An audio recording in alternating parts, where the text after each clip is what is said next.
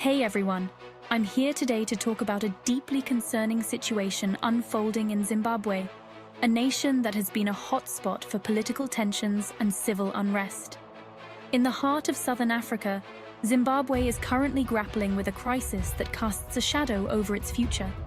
As the world watches, the streets of Harare, the capital, are bracing for potential upheaval.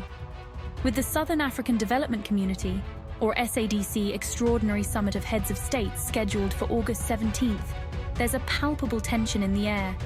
President Emmerson Mnangagwa, who has been at the helm, is caught in a precarious situation.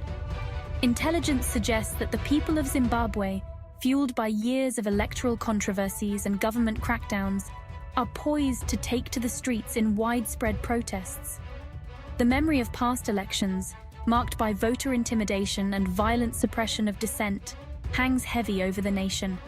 Just last year, Zimbabwe witnessed alarming scenes as armed riot police were deployed in anticipation of protests following the general elections. Observers from across Africa voiced concerns about the credibility of the voting process, particularly highlighting the influence of armed groups at polling stations. But what makes this year different? The international community, particularly bodies like Human Rights Watch, have spotlighted Zimbabwe for its human rights abuses and the repression of civil society.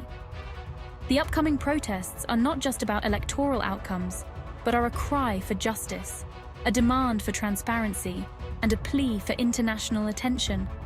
The stakes are incredibly high. Past responses to civil unrest have been brutally suppressive.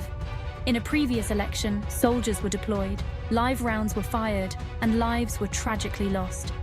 The fear is, history could repeat itself this August. As we look ahead, the question isn't just about what will happen on August 17th, but about the broader implications for democracy and human rights in Zimbabwe.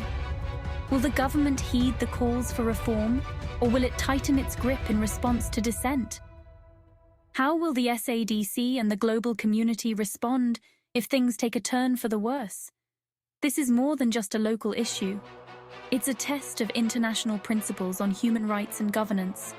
The eyes of the world are on Zimbabwe, waiting, watching, hoping for a peaceful resolution, but prepared for the possibility of crisis. Stay informed, stay engaged, because the story of Zimbabwe will undoubtedly affect us all in one way or another. Thanks for tuning in, and let's keep the conversation going. What do you think the international community should do? Drop your thoughts in the comments below.